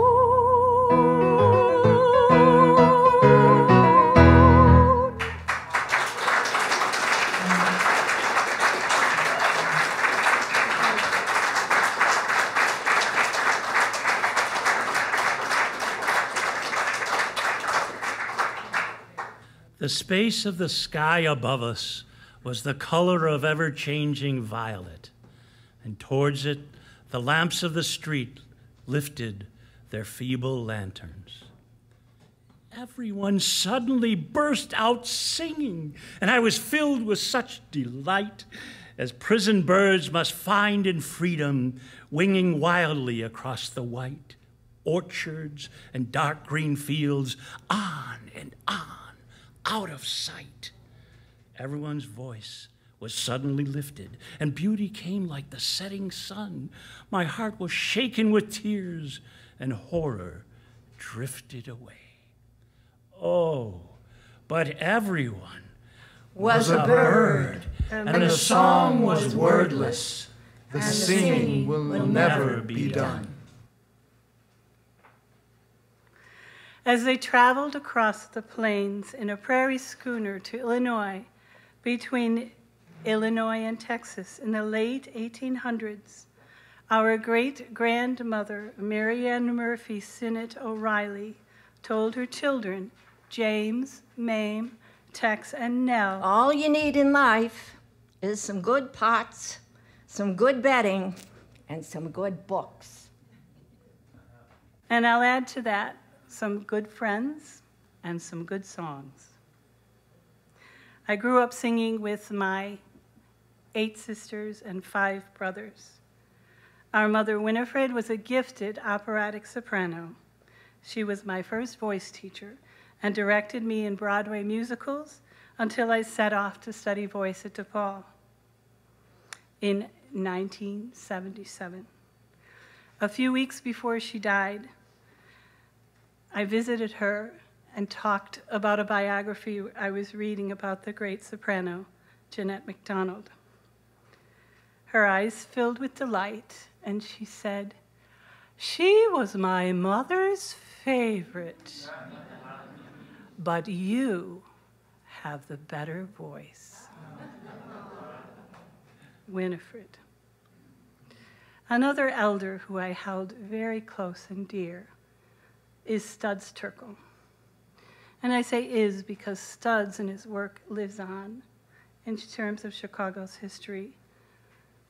And we became dear friends before he passed. This is for Studs, and I'll follow it with a little story that he told me. There is a sweet cookhouse not far away, where we get sweet damn 3 times a day. Ham and eggs we never see, damn sugar in our tea, and we are gradually fading away. Old soldiers never die, never die, never die. Old soldiers never die. They just fade away. It was the threshold of a president who shall not be named deciding it was time to invade another country. And the poet laureate of the United States was uninvited to the White House. And so groups of artists and poets and writers gathered in various cities. And I was blessed to be among the Chicago ones who came together in an event called Not in Our Name. The piece that I chose to perform was Johnny We Hardly Knew Ye, a cappella with my daughter, Nia, who was a teenager at the time, playing snare drum. Afterward, the snow was falling on that January night in Chicago, and someone asked us to give Studs a ride home. Those of you who know about Studs, he was very proud to be a bus taker, and he met many people in his red and white checked shirt on the buses and told their stories and gave dignity to their lives. So Studs rode with us, and it was getting pretty funky on Lakeshore Drive, and I was driving an old car that was stuck together by spit and glue. So Studs said, well, Jamie, sing us a song. And I was like, oh, this is going to be the moment, because I hadn't learned it yet. And I sang, Swing Low, Sweet Chariot. He said, Jamie, what about Mahalia? Sing Mahalia's song. And then he sang it for me. And so I learned it. And here it is.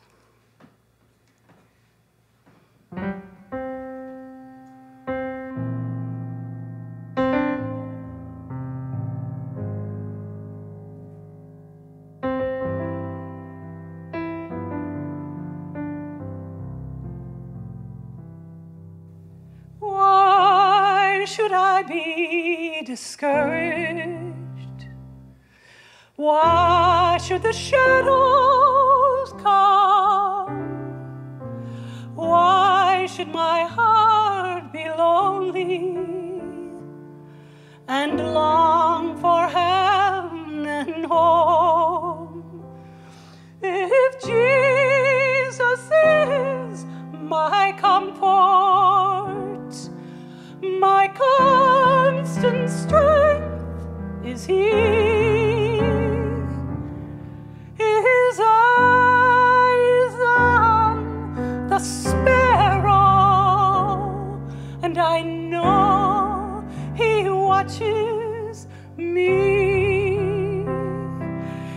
His eyes on the sparrow, and I know He watches me. I sing because I'm happy. I sing because I'm free. For His eye is on the sparrow, and I know He watches me.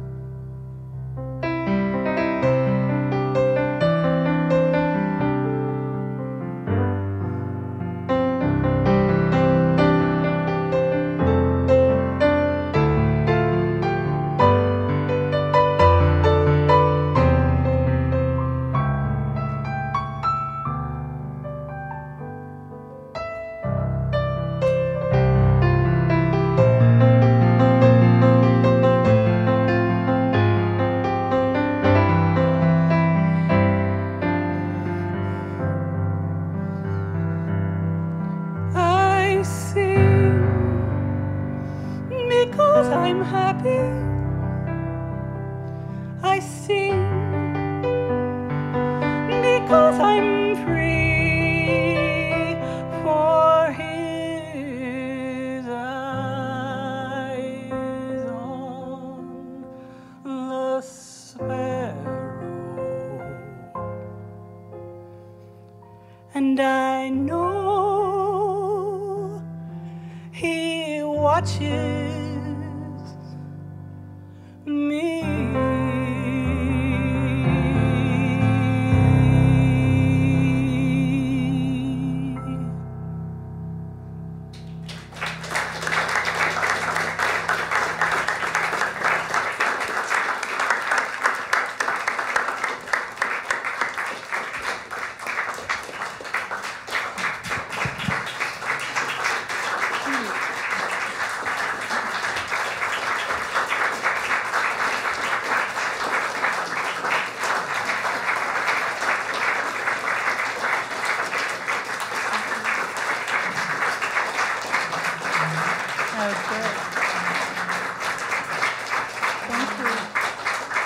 Thank you.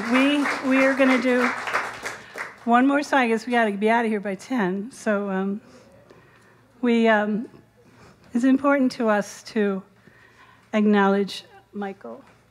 And Michael wrote this song for me for our show, Hello, Dali, which became part of the Tony Award-winning series at Victory Gardens.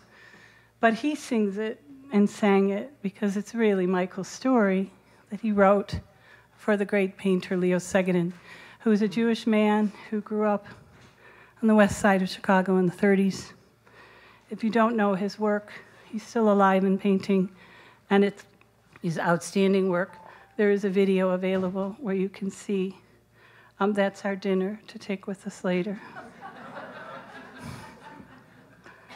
So I'm going to turn it over to my colleagues and reintroduce them to you again. Those of you that are familiar with my brother Christopher, who played Ebenezer Scrooge so many times in the Opera House, let's give Christopher a round of applause.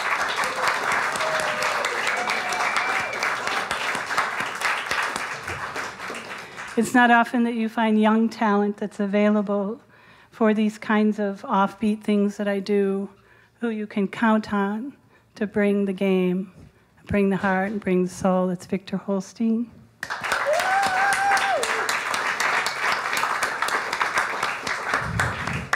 The woman who started this project with me and donates her time and tells the stories as great Irish women in history did, Judi Cogan Heikes.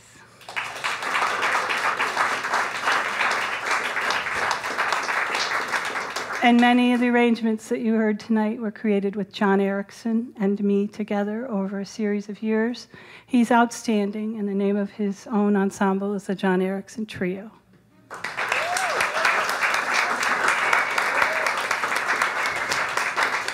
And I'm Jamie O'Reilly, and thank you so much to Rich, to Jeremy, to Andy, to Keith, and especially to Carol for bringing the heart and soul to this space that we all felt this evening. Thank you all. And now we will finish up, and I'll be over there after to say hi. Go ahead, Jude. All right, now I'm going from Irish into Chicago Jewish songs. I lived in an apartment on Polk Street in Chicago. One day the doorbell rang. It was an artist friend of my Aunt Hannah's named Arthur Polanski. And he had under his arm canvas, paints, and brushes. Come on, we're going painting. I'd never done anything like that before. I put on my coat and a hat and mittens, and we walked out onto Independence Boulevard, where the Garfield Park L was. It's snowing, it's freezing. There was a back porch overlooking the old tracks. We walked up the back porch. Arthur rang the doorbell and asked if we could set up our easels there. And we sat there, and we painted for hours. Here's what I want. I want to leave something behind. Special things, miraculous things, art, children. I learned a lot about how people lived, from what I saw from L platforms and moving train windows. I looked onto back porches, through windows and doors, down to backyards, streets, and alleys. I saw brick walls, empty rooms where people once lived, battered streets and sidewalks. Until I painted them, they didn't exist. It's a kind of magic.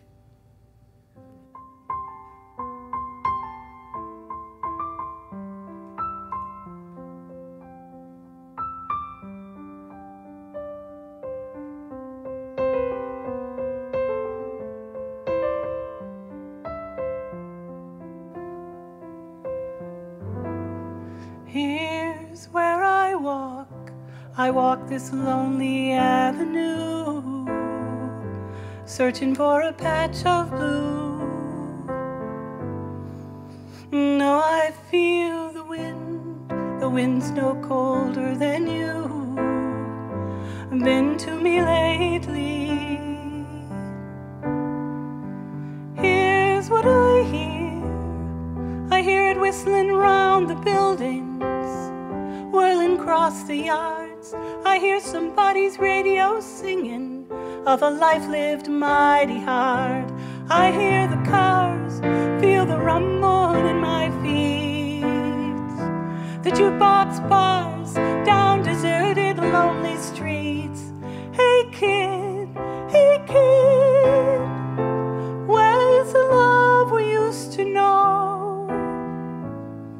Don't you know, I've been looking for you way down a lonely avenue. Here's what I love. I love the way the light shines on the buildings, looking for a place to glow. Golden afternoons, the house is golden, now the factories, all the golden candy stores. Here's what I seek a truth hidden in daylight, standing in plain view. I wonder if I ever find it, will it take the place of you? I hear the cars, feel the rumble in my feet. The jukebox bars down deserted lonely streets. Hey kid, has the love we used to hold turned cold? I've been looking for you way down a lonely avenue. Here's who I am, a stranger in my own hometown.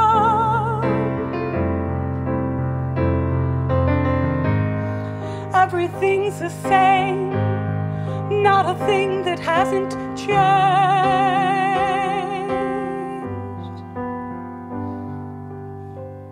Hey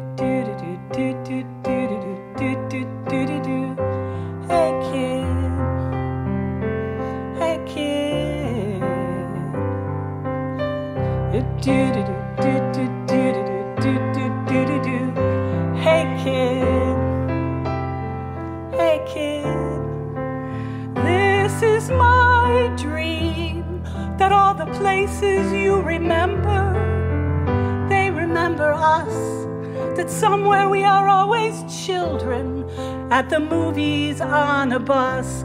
I hear the cars, feel the rumble in my feet. The jukebox bars down deserted lonely streets. Hey kid, where's the world that we lived in? Where you been? I've been looking for you way down a lonely avenue.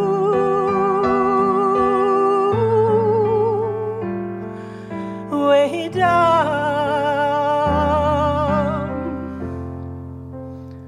lonely avenue.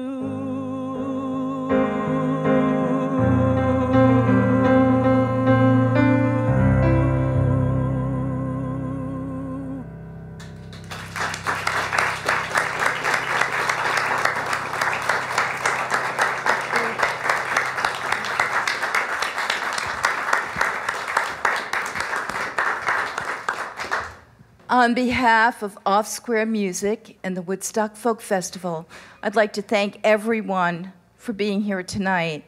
I'd especially like to thank John, Judi, Chris, and Victor for their words and music that made all of the stories come alive tonight.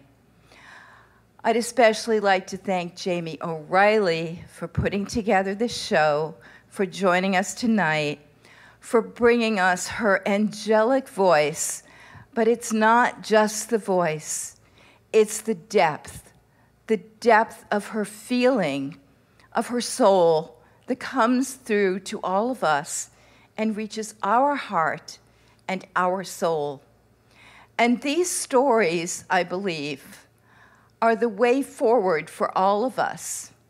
I encourage you, as Jamie has done, to share your stories and to listen to the stories of others, because when we do so, I sincerely believe that we discover that we have more in common than we have in our differences.